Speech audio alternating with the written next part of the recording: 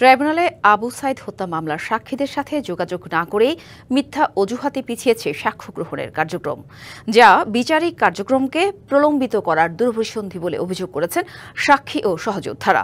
রবিবার বিকেলে বেগম রোকেয়া বিশ্ববিদ্যালয়ের মূল ফটকে জুলাই সংগ্রাম ঐক্য পরিষদের ব্যানারে সংবাদ সম্মেলন করে এমন অভিযোগ তোলা হয়।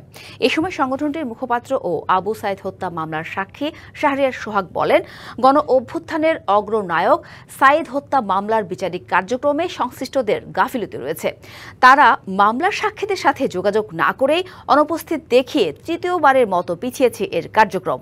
এতে ক্ষুব্ধ সাক্ষী ও সহপাঠীরা সাক্ষীদের সাথে নিবিড় যোগাযোগ স্থাপন করে নির্বাচনের আগেই মামলার দৃশ্যমান বিচারিক কার্যক্রমের দাবি তোলেন তারা, অন্যথায় আন্দোলনের হুঁশিয়ারি দেন তারা।